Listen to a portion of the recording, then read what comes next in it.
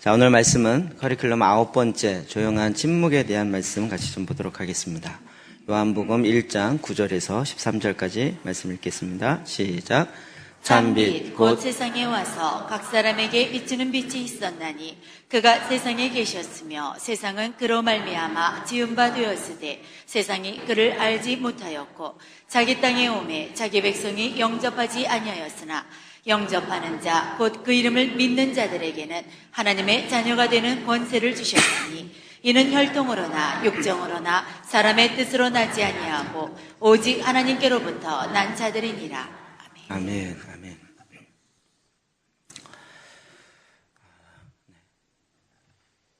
저는 사실 이 교회에 대한 관심이 제일 많은 사람입니다. 목사이기 때문이 아니라 제가 목사는 40에 됐는데요. 그 전부터 계속 고등학교 때부터 교회에서만 생활하다 보니 교회에 대한 관심이 저의 전부였다라고 말해도 지나치지 않을 정도였습니다. 교회를 찾아서 많이 돌아다니기도 하고 또 정말 교회 찾아 산말리처럼 순례도 하고 여기저기도 알아보고 또 기회가 됐을 때는 외국에도 갈 수 있는 그런 기회도 얻기도 했었습니다. 교회 보러, 교회 구경하러. 그러던 중에 성경에는 모델이 없을까? 성경에 모델이 없을까? 물론 초대교회를 이야기했지만 초대교회는 별로 답같이 느껴지지 않았습니다. 그러다가 아델프 박사님 만나고 난 이후로 초대교회에 대한 답이 있다라는 것을 알게 돼서 그렇구나. 내가 못 받은 잘못 보는 초대교회가 아니라 오순절날 성령의 역사로 갑자기 부흥하는 그것만 보는 초대교회가 아니라 신앙의 가장 기본이 되고 기초가 되는 그 실제 구약을 다 알고 그 기초 위에 예수가 그리스도인 줄 믿으며 그렇게 그 기초 위에 반석의 집을 쌓았던 초대교회의 모습이 있구나. 그것을 향해서 찾기 시작했습니다. 일단은 제 방법으로 찾았죠. 인터넷을 뒤져서 초대교회라는 제목이 나온 책을 쫙 훑어서 한 20권을 샀습니다. 그리고 그것을 오자마자 한 권씩 목차를 보기 시작했는데 한 권도 건진 게 없습니다. 돈만 갖고 왔습니다. 이게 왜 답이 없을까 고민하던 차에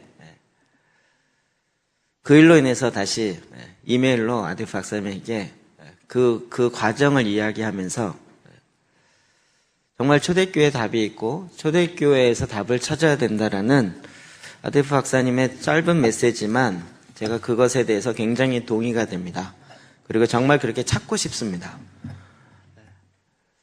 그랬을 때 딱 오는 이야기가 뭐냐면 초대교회의 답을 찾는 것이 참 귀중한데 그것뿐만 아니라 사막의 교부들에 대해서 알아보라는 거였습니다. 저에겐 약간 생소한 단어고 여러분도 생소할 것입니다. 그러고 나서 초대교회 역사를 다시 보면서 초대교회에 박해가 있을 때 5군데로 예루살렘에서 퍼져나갔습니다. 우리는 지금 캐톨릭이 있는 이탈리아 쪽으로 간 기독교만 생각하는데 그게 이제 이탈리아 정교고 러시아 정교, 시리아 정교, 동방으로 간 동방 정교, 그 다음에 아프리카로 간 곱틱 정교회 이렇게 그 당시에 5개의 크게 보면 5개의 방향으로 흩어졌던 걸 알 수 있습니다. 그리고 이제 콘스탄틴 이후로 그 모든 일들을 다 이탈리아 정교회가 잡기 시작하면서 캐톨릭이 힘을 쓰기 시작한 거죠. 그래서 제가 다른 부분에도 좀 마음을 열고 알아봐야 되겠다 이런 마음 속에 이집트 정교에 대한 생각을 좀 갖게 되었습니다. 여러분 참 생소하시죠? 특히 이제 아델프 박사님이 그쪽 소속이니까 그래서 다시 이제는 초대교회라는 타이틀이 아니고 사막의 교부들이라는 타이틀로 다시 인터넷을 검색했습니다. 그러면서 나오는 초대 사막 수도자들의 이야기, 사막 교부들의 지혜, 사막의 안토니우스, 사막 교부들의 금원집, 이런 것부터 시작해서 또 한 30-40권이 나왔습니다. 돈이 없어 다 못 사고 10권만 샀는데 사막의 안토니우스, 이 책이 관건이었습니다. 가장 핵심을 이야기해 준 책이었습니다. 이 배경을 다 얘기할 수는 없습니다. 그러던 중에 개신교의 영성으로 인정받는, 개신교에서도 영성으로 인정받는 분이 계신데, 우리가 잘 아는 헬륜 아웬입니다. 헬륜 유엔이라고 얘기합니다. 그분이 세계 지도자들 40명만 모아서 현대 문제에 대해서 어떻게 하나님의 말씀으로 답변할 것인가에 대한 고민을 강의하고 그 강의 내용을 책으로 만든 것이 두란노에서 나왔는데 마음의 길이라는 내용입니다. 되게 재밌는 것은 서문에 나오는 이야기인데 이 헬린 유엔 목사 신부님이죠. 이분이 현대 문제에 대한 고민들을 계속하고 있습니다. 평화를 원하지만 전쟁의 위협은 날로 더 커집니다. 전쟁의 위협으로부터 지키기 위해서 더 센 무기를 만들어야 됩니다. 그러면 그 방어체계의 무기를 뛰어넘을 수 있는 더 높고 더 멀리 가는 미사일을 또 만듭니다. 그러면 그걸 잡아내기 위해서 또다시 더 센 무기를 만드는. 평화를 위해서 온 세계가 평화하지만 실제적으로는 더 악한 쪽으로 가고 있습니다. 왜 그럴까? 여기에 대한 답은 어디에서 찾을 수 있을까? 이런 것을 솔직히 고민하다가 그분이 사막의 교부들의 3세기, 2세기에 있는 사막의 교부들에서 그 답을 찾아보았다라고 얘기하면서 이 강의를 했고 이 내용을 책으로 나온 것입니다. 제가 또 이걸 열심히 또 탐독했죠. 그러다 우리 커리큘럼과 관련돼서 조용한 침묵 7번째입니다. 7번째. 조용한 침묵에 대해서, 그리고 우리가 말씀을 읽는 법에 대해서 계속적으로 지금 계속 이런 부분을 이렇게 점검하고 있는데, 이게 무엇인가 하는 점들을 하다 보니까 결국 이게 같이 연결되어 있구나라는 것을 알게 되었습니다. 그 내용을 중심으로 여러분 사실은 조금 어려울 수 있고 다를 수 있지만 한번 어려운 접근을 한번 해보려고 합니다. 자, 우리가 오늘 읽었던 본문 요한복음 1장 9절에서 11절입니다. 다시 읽읍시다. 시작. 잠빛 곧 세상에 와서 각 사람에게 비추는 빛이 있었나니 세상은 그로 말미암아 지은 바 되었으되 세상이 그를 알지 못하였고 자기 땅에 오매 자기 백성이 영접하지 아니하였으나. 아멘. 참빛 곧 세상에 와서 각 사람에게 비추는 빛이 있었다. 참빛이 있어서 이 어두운 세상에 비쳤어요. 그러니까 즉 이 지금 현재 세상은 어두움으로 자꾸 가요. 근데 그 어둠을 밝히기 원하잖아요. 더 이상 어둡지 않도록, 더 이상 폭력으로, 더 이상 이 시대의 그 갈등으로 가지 않도록 밝게 가길 원해요. 밝은 세상. 그런데 지금 세상은 더 어두움이 더 많아지고 있고 더 어두워지고 있어요. 과학도 더 많이 발달하고 있다고 하지만 사람의 인성은 더 피폐해가고 있어요. 요즘은 아예 분노로 운전해서 보복 운전부터 시작해서 이제는 보복 운전을 막는 법까지 만들어야 되는 그런 일이 일어나기 시작합니다. 우리는 생각하기를 이 어둠의 문제를 어떻게 하면 해결할 수 있을까? 그래서 하나님이 참빛을 보냈어요. 그러면 이 빛으로 말미암아 어둠이 해결될 거라고 생각했는데 문제는 이 어두움이 빛을 원하지 않아요. 그것이 그 다음에 있죠. 3장 19절이야. 시작. 그 정죄는 이것이니 곧 빛이 세상에 왔으되 사람들이 자기 행위가 악함으로 빛보다 어둠을 더 사랑한 것이니라. 자기 행위가 악하기 때문에 빛보다 어둠을 더 사랑한 것이죠.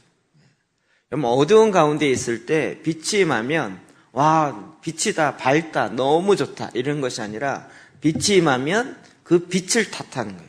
왜 빛이 들어와서 왜 빛을 보내갖고 나로 하여금 눈부시게 하고 나로 하여금 이 꾀죄죄한 모습을 보게 만드냐는 거죠. 마치 아침에 두꺼운 커튼이 딱 이렇게 쳐져 있어가지고 자고 있는데, 야, 지금 해가 중천에 떴는데 아직까지 자냐? 그리고 커튼을 확 벗었더니 자고 있는 아이들이 뭐라 그래요? 왜 커튼 걷었냐고. 자기가 늦게 일어나는 건 얘기도 안 하고 왜 커튼을 걷어서 빛이 나에게 들어오게 했냐는 거예요. 내 눈이 부시다고. 이런 모습과 비슷하게 오히려 더 어두운 가운데서 어두움을 더 사랑하고 어두운 가운데 행하고 있다라는 것이죠. 자, 그렇다면 결국은 우리 안에 이 어두움에서 빛으로 나오게 할 수 있는 그 길이 무엇이냐, 이걸 우리는 찾아야 되는 것입니다. 로마서 12장 2절이요. 시작. 너희는 이 세대를 본받지 말고 오직 마음을 새롭게 함으로 변화를 받아 하나님의 선하시고 기뻐하시고 온전하신 뜻이 무엇인지 분별하도록 하라. 아멘. 하나님의 뜻이 무엇인지 분별해야 된다. 누누이 말씀하지만 분별해야 되는 건 누구 책임이에요? 하나님 우리에게 명령한 내 책임입니다. 하나님의 분별의 뜻을 주시옵소서 10년 외쳐도 하나님이 대답을 안 하십니다. 왜요? 그건 네가 할 일이다 라고 하나님이 침묵하고 계신 것입니다. 하나님의 선하신 뜻이 무엇인지 우리는 분별해야 되는데, 그러려면 어떻게 분별해요? 이 세대를 본받지 말고 마음을 새롭게 해서 내 마음이 변화를 받아야 돼요. 마음이 어둠을 더 좋아하는 것이 아니라 밝음을 더 좋아할 수 있는 걸로 바뀌어야 돼요.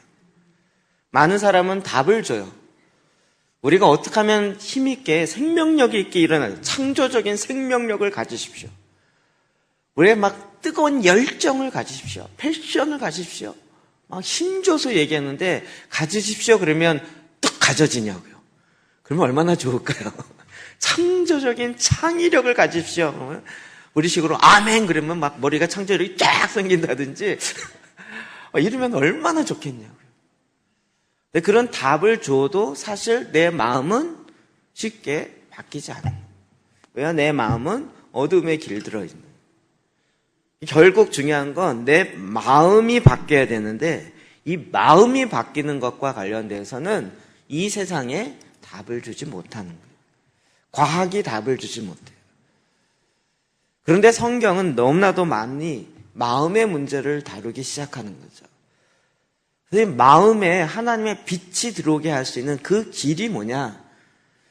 여러분, 이것을 찾아서 많은 사람들이 고민했는데 답을 알려주는 것보다는 이제 사막의 교부들의 이야기가 나오는 거예요. 고독과 침묵이 내 마음의 길을 찾는 길이다 라고 답을 주고 있는 거예요. 우리가 보기엔 이게 답이 아닌 것 같아요. 근데 그 의미가 왜곡되어 있기 때문에 그래요.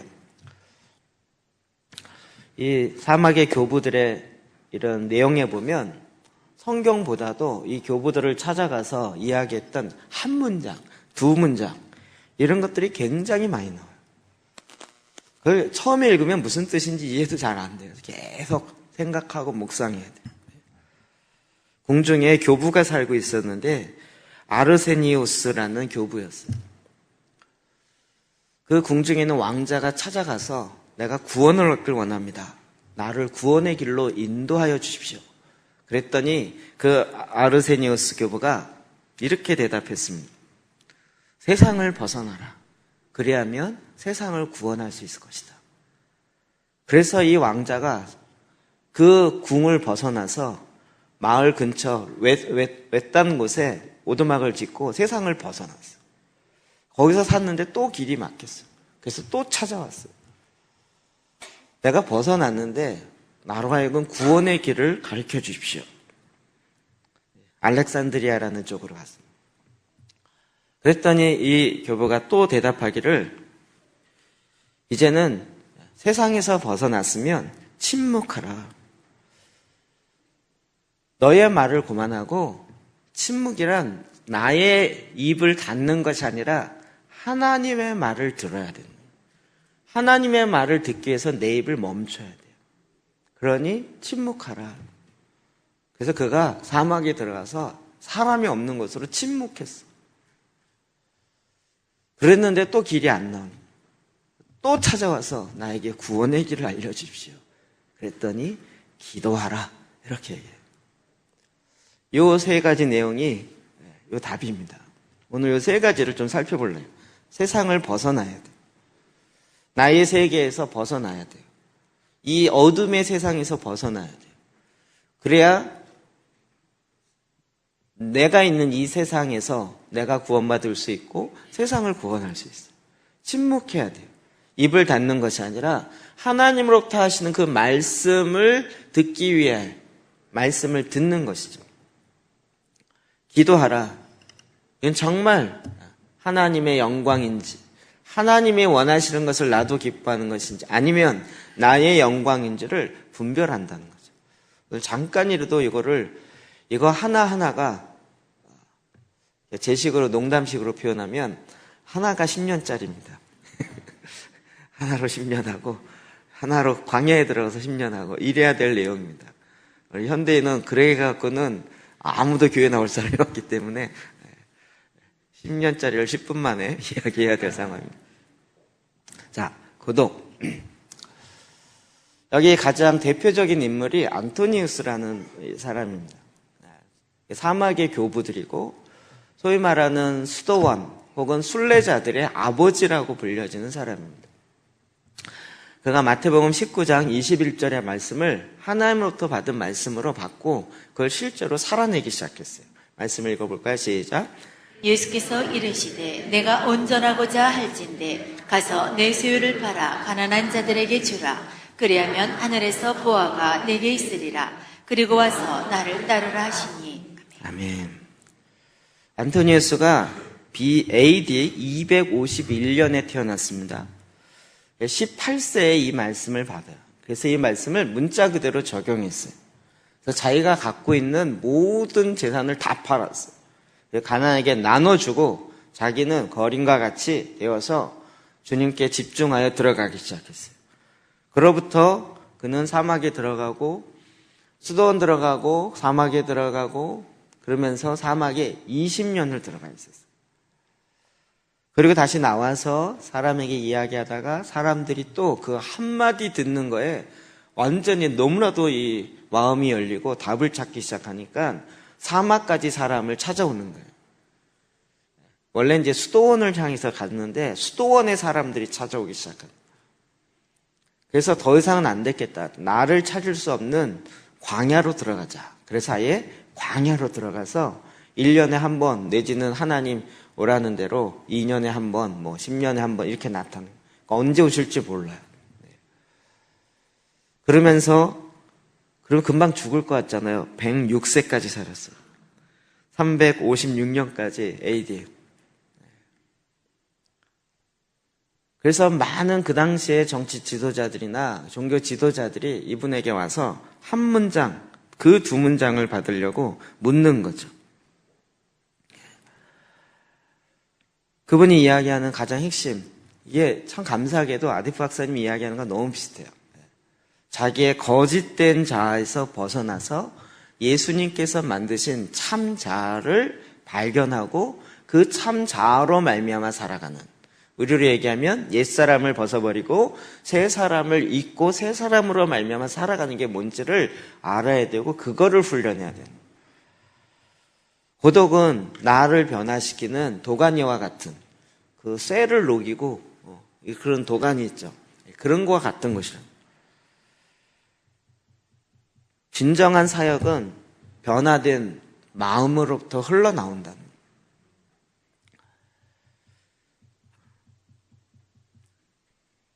거예요. 이렇게 정말 한 문장 한 문장이 이게 정말 평생을 묵상해야 될 것들이 많아요. 침몰하는 배에서 내 목숨을 구원하려고 나왔더니 그곳이 바로 광야였다라는 거예요. 침묵이었다라는 거예요. 무슨 중세 무슨 얘기 듣는 거 같지 않습니까? 설교도요 이렇게 길게 안 해요. 딱 몇 문장 하면 끝이에요. 나를 구원하소서. 별의별 생각이 나는데요. 종교 재판처럼 그 공동체에 죄를 지은 형제가 죄가 발견됐어요. 그래서 그 죄를 심판하려고 모든 사람이 모였어요. 그리고 이제 영적 아버지인 교보를 찾아서 오십시오. 지금 우리 공동체에 이런 문제가 있습니다. 근데 안 나타나시는 거예요. 그래서 또 다른 어른을 보내서 오십시오. 지금 우리 공동체에 이런 문제가 있습니다. 이분이 3번 만에 왔는데 오면서 바가지를 하나 들고 오셨어요. 근데 바가지가 깨진 바가지. 물이 질질질 흐르는 게. 아니 그걸 왜 들고 오십니까? 그다음에 다시 가더니 또 물을 퍼갖고 갖고 오는데 물이 질질 흐르면서 여기 도착하는 순간은 바가지에 물이 하나도 없어요. 사람들이 생각하기 시작했죠. 아니 왜 그러십니까? 말이 없어요. 퍼가지고 갖고 오는데 물이 다 흘렀어요. 모였던 사람들이 다 흩어졌어요. 회개하고. 무슨 뜻일까요? 이해가 되세요? 자기도 이 종교 재판과 이 죄악을 심판하려고 하는 사람들도 다 마음에 금이 가서 깨져 있는데 깨진 바가지가 또 깨진 바가지를 더 깨려고 하니까 그걸 말로 안 하고 물을 떠서 가져가는. 이걸 한 번에 못 깨달으니까 계속 보여주면서 사람들이 그렇구나, 나도 죄인. 마치 예수님께서 땅에 글을 쓰시면서 이야기했던 것과 같이 그런 게 한 페이지예요. 그런 식으로요. 그러면서 정말 하나님을 향한 그 마음으로 계속 간 거예요. 굉장히 극단적으로 간 것 같지만 그러는 가운데 우리에게 정말 길을 제시해주고 있어요. 그래서 이 일을 위해서는 자기만의 광야로 가야 된다는 거예요. 마태복음 9장 13절 볼까요? 시작. 너희는 가서 내가 긍휼을 원하고 제사를 원하지 아니하노라 하신 뜻이 무엇인지 배우라. 나는 의를 부르러 온 것이 아니요 죄인을 부르러 왔노라. 아멘. 긍휼을 원하고 제사를 원하지 아니하노라. 여러분 좀 잘 생각해 보셔야 돼요. 하나님이 제사를 오늘날 용어로 바꾸면 뭐죠? 예배죠. 우리는 예배가 중요하다고 그렇게 많이 알고 있는데 하나님은 예배를 원하지 않고 긍휼을 원한대요. 이게 도대체 무슨 얘기일까요? 이것이 구약으로 가면 너희가 사울 왕이 하나님의 말씀에 순종하지 않죠. 진멸하지 않고 동물들을 잡아와요. 전리품을 자기 마음대로 취하는 거죠. 사무엘이 와서 왜 이렇게 했습니까? 그랬더니 제사 드리려고. 거기서 나온 유명한 말이 뭐죠? 순종이 제사보다 낫던. 그 말을 바꿔보면 뭐예요? 예배를 수없이 드리는 것보다 순종하는 삶을 사는 것이 더 낫다라는 거예요. 내 삶은 전혀, 마음은 전혀 바뀌지 않아 있는데 제사는, 예배는 수도 없이 드려요. 여러분 그것이 고사 드리는 것과 드린데 고사 지내는 것과 뭐가 다르겠냐? 너희가 가서 긍휼을 원하는, 하나님은 그 긍휼이 되려면 우리가 긍휼을 갖자 그러면 갑자기 긍휼이 확 생기나요?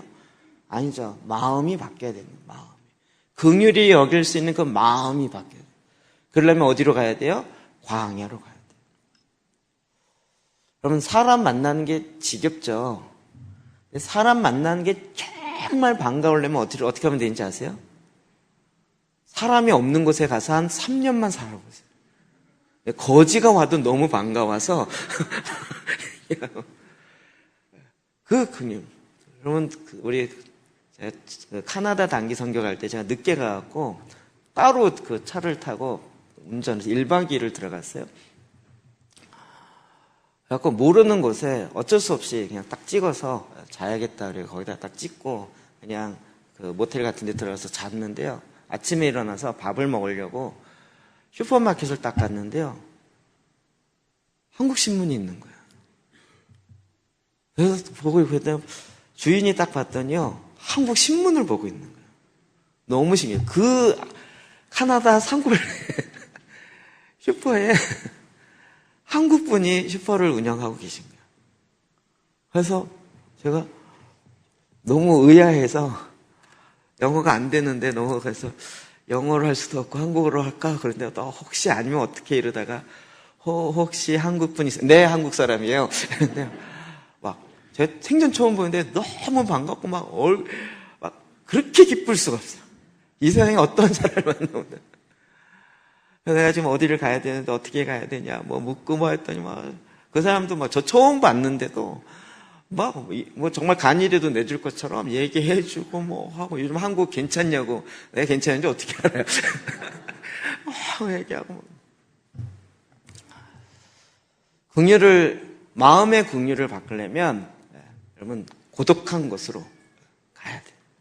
고독이 목적이 아니라 이 세상으로부터 벗어나서 세상을 거꾸로 하나님의 관점으로 볼 수 있는 걸로 바뀌어야 되는 거예요. 주님은 죄인을 부르러 오신 것입니다. 그래서 고독 가운데 가면 그 안에서 나의 죄성이 드러나요. 혼자 있을 때 나의 죄성이 드러나요.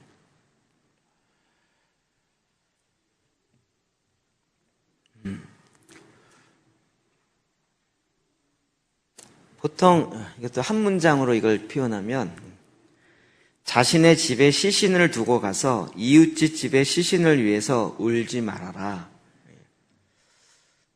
자기 집에 시신이 있어요. 그것을 놔두고 가서 이웃집 집에 시신이 있는 것을 위해서 울어요. 무슨 얘기 이해되시겠어요? 사막의 교부는 저렇게 한 문장으로 이야기를 많이 해요. 나도 내 안에서 죄로 말미암아 죽어 있어요. 이거를 발견하고 이걸 위해서 울며 내 죽어있는 마음, 병들어 있는 마음을 위해서 기경하고 갈아엎으며 그것을 긍휼히 여기는 마음, 청결한 마음으로 바꿔야 되는데 그거 울 생각은 안 하고 남의 집에 가서 그 집에 시신이 있다고 그 집에 눈에 조그만 저기 있다고 가시가 있다고 그거 가지고 계속 울고 있어요.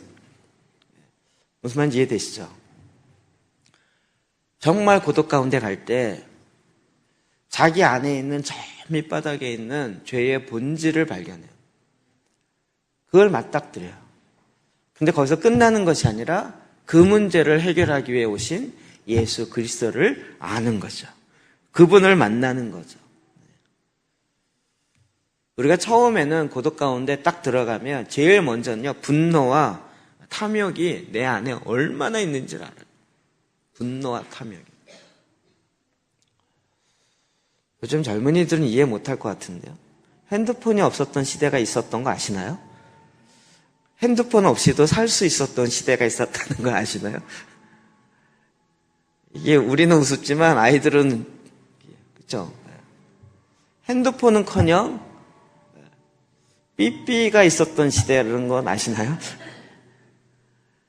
그 전에 공중전화에서 카드로 동전 넣으면서 전화했던 시대가 있었던 거 아시나요? 집에 전화 하나가 없어갖고 온 시골에 그거 하나 있어갖고 그걸로 전화하고 했던 시대가 있었다는 건 아시나요? 우리가 지금 생각하기에 막 핸드폰 없으면 불안하고 막 내가 세상하고 단절되는 것 같지만 그것이 뭐냐면 내 안에 있는 불안, 내 안에 있는 분노, 내 안에 있는 탐욕 이런 것들이 금방금방 드러나요. 근데 고독 가운데 깊이 들어갈 때 이게 내 마음에 있는 거짓되어진 생각이었구나라는 것을 깊이 발견하게 돼요.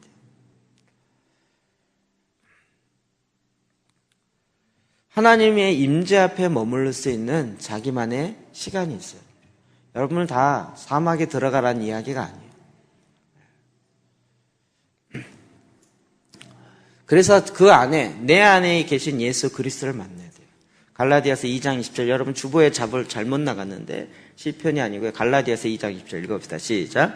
내가 그리스도와 함께 십자가에 못 박혔나니 그런즉 이제는 내가 사는 것이 아니요 오직 내 안에 그리스도께서 사시는 것이라. 이제 내가 육체 가운데 사는 것은 나를 사랑하사 나를 위하여 자기 자신을 버리신 하나님의 아들을 믿는 믿음 안에서 사는 것이라. 아멘. 너무나도 유명한 말씀이죠. 그럼 그리스도인이 되어지는 것, 사도 바울은 이렇게 표현한 거예요. 내가 그리스도와 함께 십자가에 못 혔나니 박혔다는 거예요. 그런즉 이제 내가 사는 것이 아니요 오직 내 안에 그리스도가 사는 것이라. 이게 대단한 게 아니고 이게 그리스도인의 삶의 기초라고요.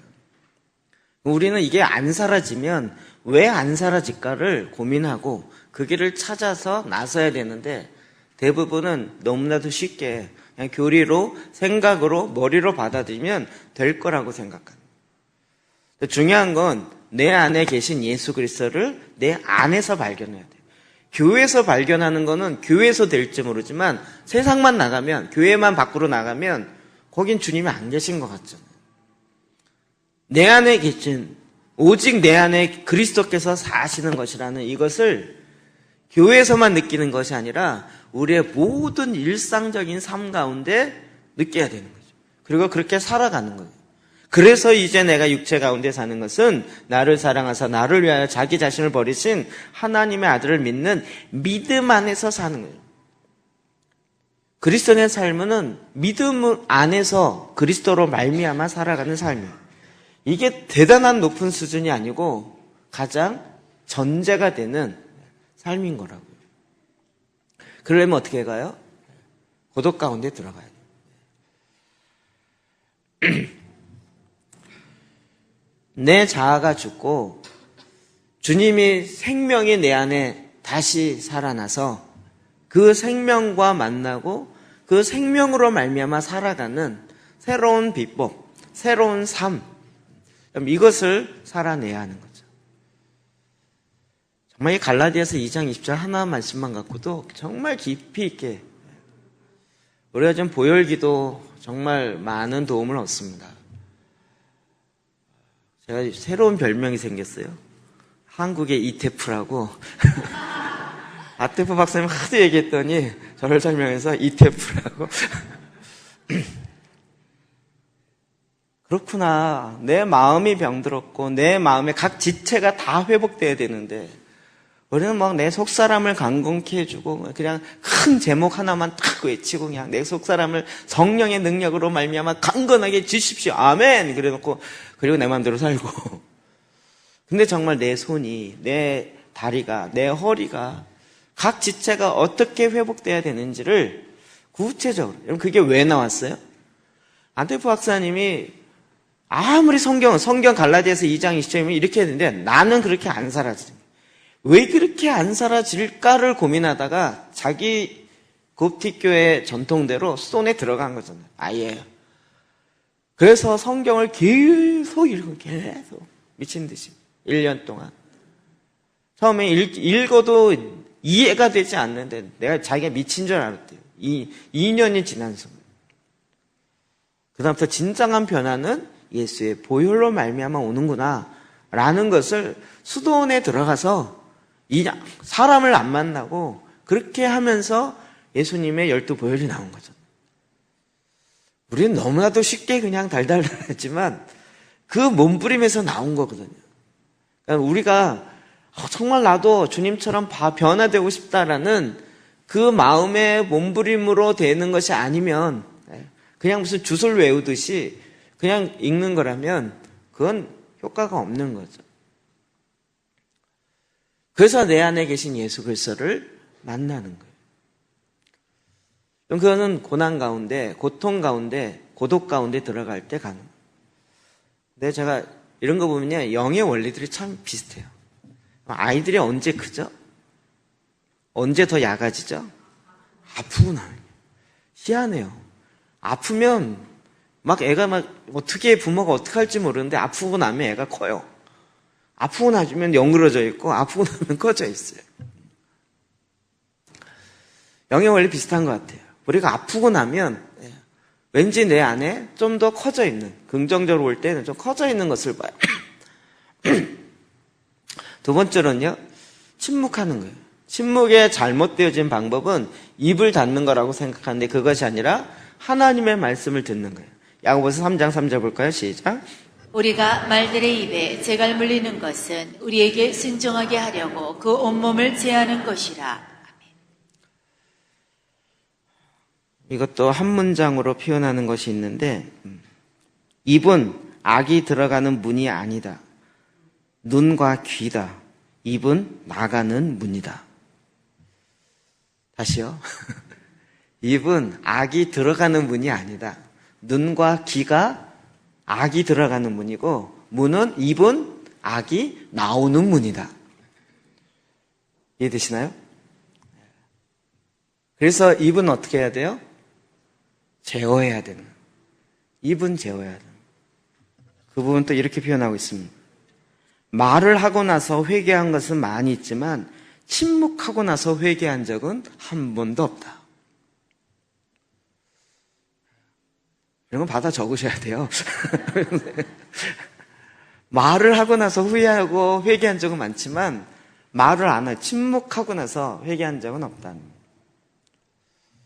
우리의 이 혀는 온몸을, 그래서 야고보서 3장 6절에는 혀는 곧 불이요 불의의 세계라. 혀는 우리 지체 중에서 온몸을 더럽히고 삶의 수레바퀴를 불사르나니 그 사르는 것이 지옥불에서 나느니라. 지옥불에서 나오는 그 불이 내 혀에서 나와요. 내 혀에서, 내 입에서. 우리가 보통 아이들이 밥 먹을 때 뭐라 그러죠? 애들이 엄마 그러면서 막 밥알 튀기고 그러면 뭐라 그래요? 밥 먹고 얘기해.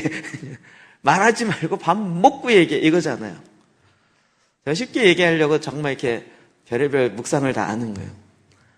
우리가 하나님 앞에 나아갈 때도 하나님 막 입에 있는 밥을 막 튀기면서 막 근데 주님이 말씀을 먹고 얘기해라 좀. 먼저 먹고 얘기해라. 밥을 먹는 것과 말을 하는 것이 동시에 들어가지지가 않아요. 우리 막 말하다 보면 밥을 못 먹죠. 말하다 보면. 똑같은 것 같아요. 그래서 내 입을 제어해야 돼요. 그것은 침묵이에요. 침묵은 단지 말을 안 하는 것이 아니라 하나님의 말하는 것을 듣기 위해서요. 아이들 키울 때 많이 느끼죠. 애가 와갖고 뭐라 그러면 엄마 뭐라 그래요? 잠깐 스톱. 너 마음을 좀 진정시켜. 말하지 말고 잠깐 스톱. 잠깐 스톱. 애가 막 흥분해가지고 마음이 막 흥분해가지고 그러면 어떻게 해요? 말을 멈춰야 돼요. 말을 멈춰야 엄마의 말을 듣죠. 똑같이 하나님도 우리에게 말을 멈추라는, 내 욕망, 내 분노에서 나오는 수많은 말들이요. 아까 고독 가운데 들어가면 내 안에 뭘 발견해요? 분노, 욕망. 그거 되지 않은 대로 그대로 하나님께 나아가면 내 분노로 말미암은 말이 나가고 내 욕망으로 말미암은 얘기가 계속 기도로 나가는 거예요. 그걸 멈추라고요. 그래서 침묵은 우리로 하여금 순례자의 길로 가게 해요. 시편 39편 1절이요. 시작. 내가 말하기를 나의 행위를 조심하여 내 혀로 범죄하지 아니하리니 내 입에 재갈을 먹이리라. 아멘. 내 혀로 범죄하지 아니하리니 그래서 내 입에 재갈을 먹입니다. 우리가 언어 생활이 중요한 건 너무나도 잘 알죠. 그래서 이 언어, 이번에 우리나라 이 정치적 상황을 보고 중국의 한 지도자가 글을 쓴 게 올라왔더라고요. 자고로 국가를 다스리는 사람은 언론을 통제해야 된다. 이렇게 언론 통제에 실패하면 끝이다. 이렇게 이제 글을 올리는 거 있었어요.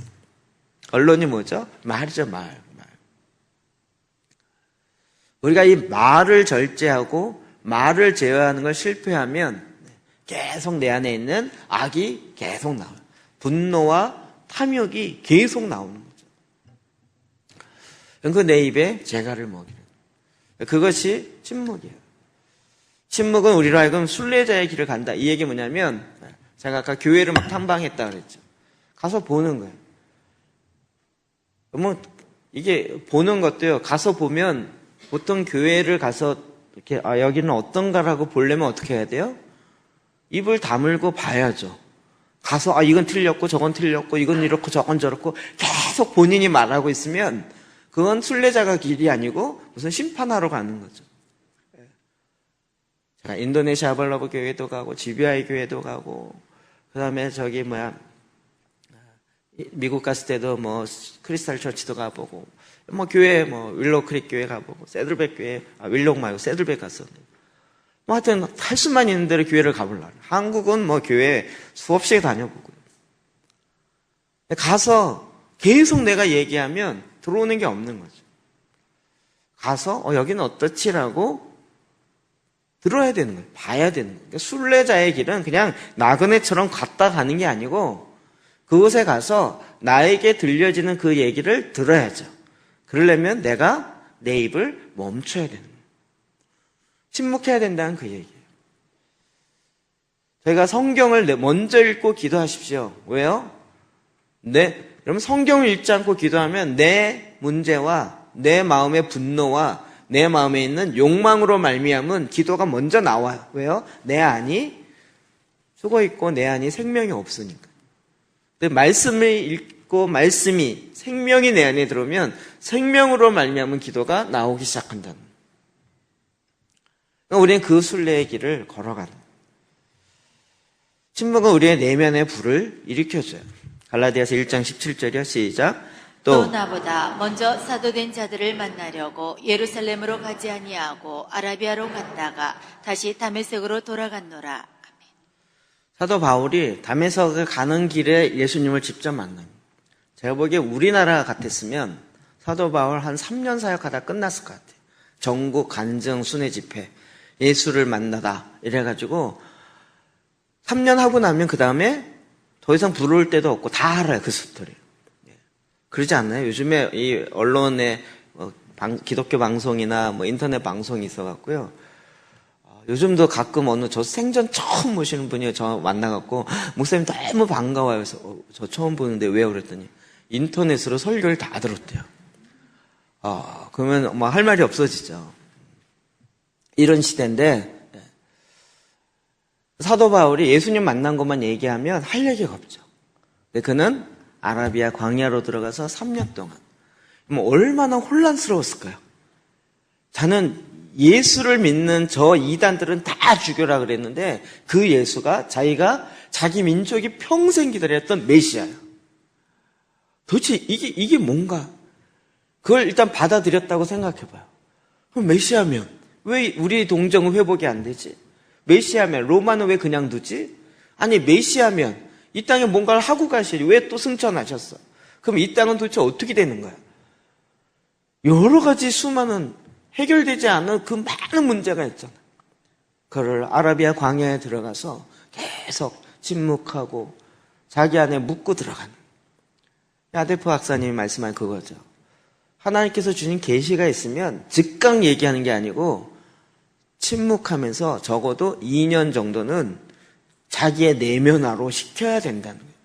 하나님의 기름 부으심이 있어도 그것이 나의 인격으로 담아지도록 침묵하며 그 얘기가 무슨 얘기인지가 이해가 되죠.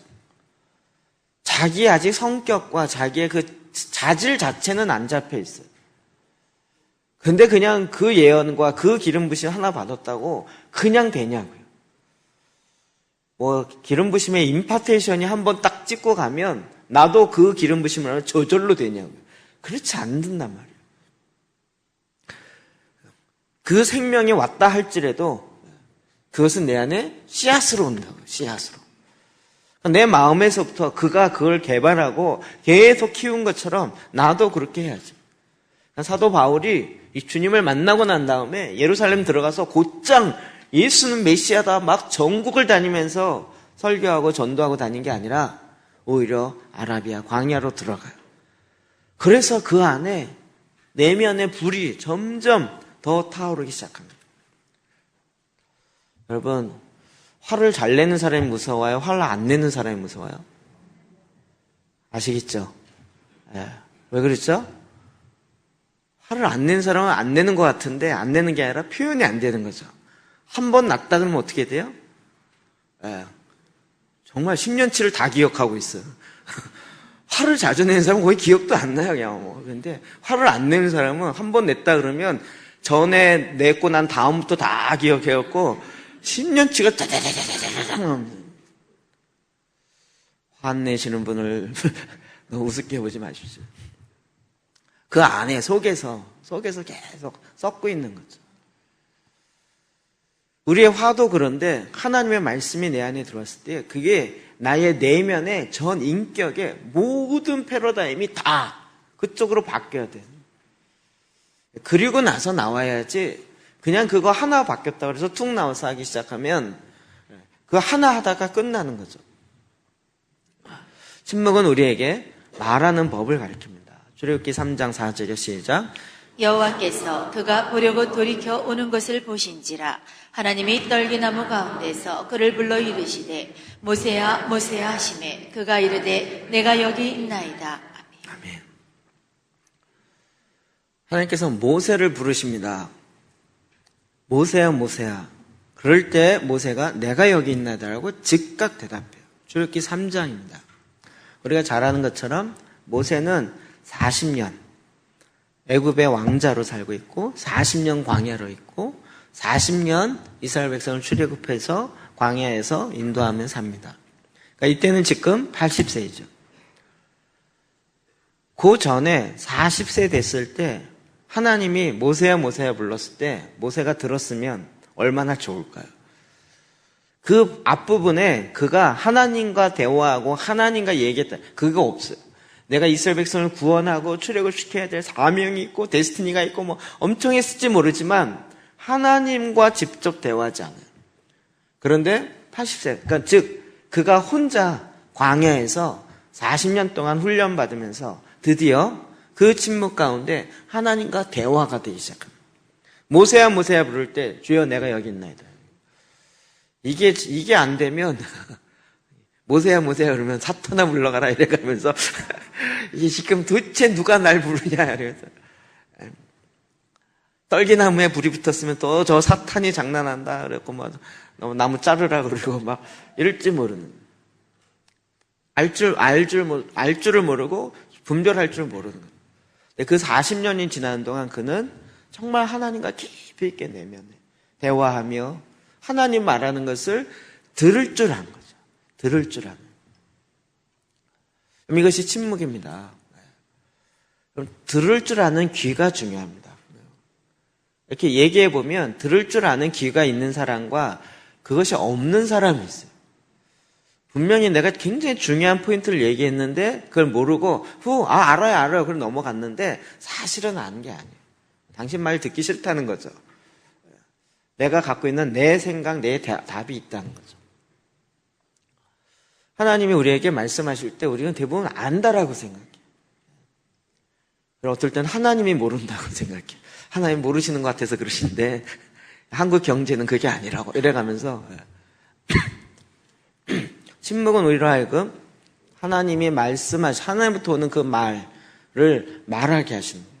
사실은 어떤 부분에서 하나님을 아시기 때문에 우리가 들을 준비가 되어 있지 않으면 하나님도 말씀을 안 하세요. 하나님이 침묵하는 게 아니라 우리가 들을 준비가 안 되는 거예요.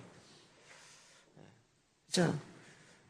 아무리 얘기해도 들을 줄 모르는데 정말 무슨 그 소귀의 경일기처럼 아무리 얘기해도 듣는 귀가 없는데 말하는 사람이 입만 아프지 그 수고를 왜 하겠냐고요.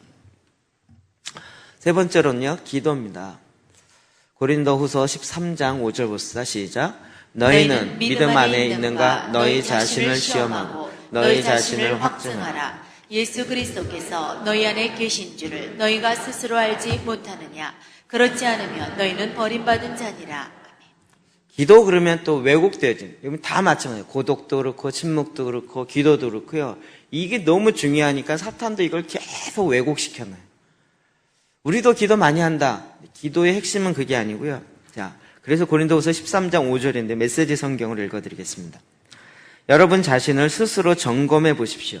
여러분은 자신이 믿음 안에 흔들림이 없는지 스스로 확인해 보시고 모든 것을 당연한 것으로 여기며 적당히 지내는 일이 없게 하십시오. 여러분 이게 불신자에게 얘기한 게 아니고 고린도 교회에 이야기한 거예요. 여러분 한국 교회 저와 여러분에게 이야기하는 거예요.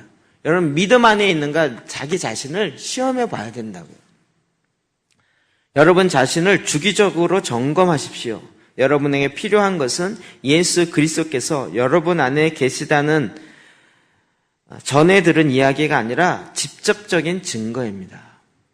예수님이 내 안에 있다라는 걸 전에 들었던 얘기가 아니라 그거에 대한 나의 고백, 직접적인 나의 간증이야. 이게 있어야 된다고. 그 증거가 있는지 시험해 보십시오. 만일 그 시험에 실격했다면 방법을 강구하십시오. 나는 그 시험에서 여러분이 실격자로 드러나지 않기를 바랍니다. 그러나 설령 그렇게 되더라도 여러분이 아니라 우리가 실격자로 드러나기를 바랍니다. 우리는 여러분 안에서 이 진리가 완성되기를 응원합니다.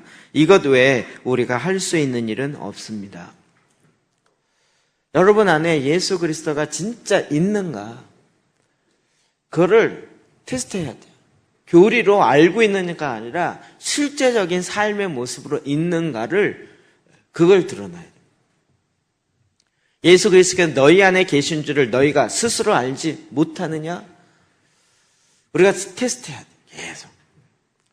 어떤 건 정말 힘있게 얘기하고 막 구호 외쳤는데도 실제 현장에 가면 안 되는 게 너무 많아요.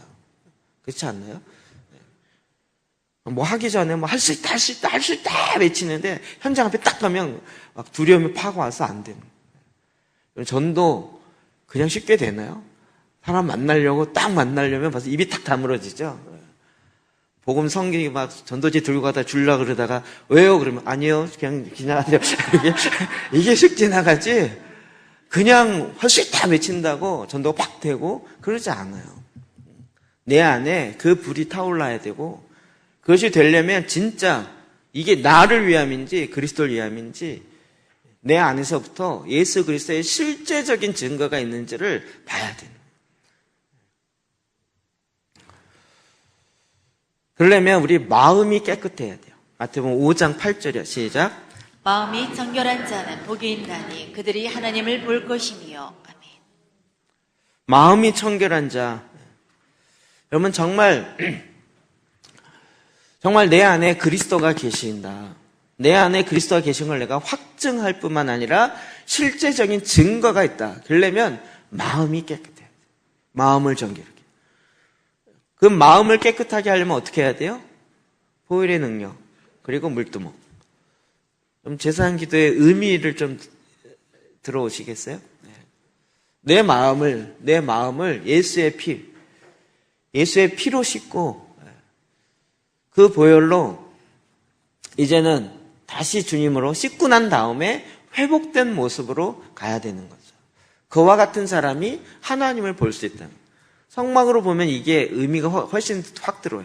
마음이 청결한 자. 마음을 어디서 씻어요? 번제단에서 죄를 고백하고 죄의 대가를 씻고 뿌리고 그리고 그 피를 어디서 씻어요? 물두멍에서 씻고 그 다음에 어디로 들어가요? 성소로 들어가서 하나님을 볼 것이라는 거예요. 마음이 깨끗하고 해서 나는 마음을 깨끗하게 가질 거야. 이게 뭐 말을 깨끗하게 하고 예쁘게 한다고 될 일이 아니잖아요. 이러려면 정말 그 말씀이 내 안에 들어와야 돼요. 이것의 굉장히 좋은 초대교회의 방법은 짤막한 기도 문장을 반복하는 거였어요. 누가복음 18장 13절이요. 시작. 세리는 멀리 서서 감히 눈을 들어 하늘을 쳐다보지도 못하고 다만 가슴을 치며 이르되 하나님이여 불쌍히 여기소서 나는 죄인이로소이다 하였느니라. 여러분 세리도 얼마든지 길게 기도할 수 있어요. 내가 왜 세리가 되었느냐 하면 우리 집안이 못 살고 우리 아버지가 힘들고 돈도 안 주고 내가 고생스러워서 내가 세리를 할 수밖에 없었습니다. 얼마든지 하나님 앞에 자기 입장을 변호하고 얘기할 수 있어요. 나도 가족을 먹여 살려야 되고 그러기 위해서는 이렇게라도 하는 것이 나에게는 얼마든지 얘기할 수 있고 그러니 도와주십시오라고 할 수도 있어요. 그러나 그가 멀리 서서 감히 눈을 들어 하늘을 쳐다보지 못하고 자기 가슴을 치면서 하나님이여 불쌍히 여기소서 나는 죄인이로소이다. 주님이 이걸 보시면서 그가 응답받았다. 세리가 우리가 보혈 예수 기도 많이 하죠. 하나님의 아들 주 예수 그리스도시여 죄인인 나를 불쌍히 여기소서. 그것이 내 마음을 깨끗하게 해줘요.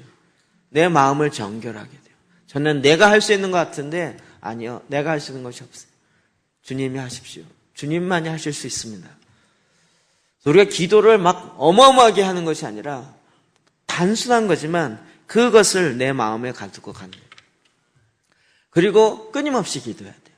쉬지 말고 기도하라. 이 얘기가 24시간 기도하라 이 얘기가 아니라 하나님의 말씀을 두어서 그 말씀이 내 안에 간직되는 거죠. 간직이에요. 밥을 잘 드셔야 됩니다. 그러면 24시간 먹나요? 그렇지 않고 먹고 그것을 소화하며 간직하는 거죠. 그럼 쉬지 말고 기도하라. 이것이 그리스도 예수 안에서 너희를 향해서 하나님의 뜻이니라. 요즘에 특수쿨 하면서 간증과 강의하시는 다른 목사님들 얘기를 들어보면 쉬지 말고 기도하라 이게 참 어려운 거예요. 쉬지 말고 기도재단 하는 게. 그러니까 교회에서 이게 엔진이 있어서 계속 돌아가면 또 힘이 빠지면 다시 와서 듣고 가고 힘을 얻고 가고 이렇게 이게 주기적으로 반복이 되는데 이게 없으면 가다가 넘어지면 그냥 넘어진 상태로 끝인 거예요. 아예 뭐 그것만 방법이겠어 이러고 넘어지는. 다시 스쿨을 참여하고 다시 하고 또 그러니까 계속. 그러면 교회가 왜 기도의 집이 되어야 하냐면 우리가 성령이 거하시는 거룩한 성전인데 이 성전에 불이 꺼지지 않기 위해서는 끊임없이 장작이 들어가야 돼요. 불이 그냥 타오르나요? 불이 타오르려면 탈 수 있는 재물이 있어야죠. 장작이 있어야죠. 지푸라기 넣으면 후루룩 넣고 끝나는 거예요. 우리가 하나님의 말씀을 기도하라 이 얘기는 이건 예수 그리스도 안에서 너희를 향하신 하나님의 뜻이에요. 우리가 끊임없이 주님의 말씀을 읊조리고 하나님 앞에 나아가 그 당연한 이야기인 것 같지만 다시 그것을 반복하는 여호와는 내게 목자시니 내게 부족함이 없으리로다. 이걸 20분, 30분을 계속 묵상합니다. 그래서 기도는 내 머리에 있는 생각이 내 마음으로 내려오게 하는 과정이다. 이렇게 얘기해요. 알고 있는데 내 마음에 실천이 안 돼요. 들어오질 않아요. 이게 가장 긴 여행이라고 그랬잖아요. 기도를 하며 하나님 앞에 이 말씀을 읊조리며 하나님께 나아갈 때 그것이 내 마음으로 내려오기 시작합니다.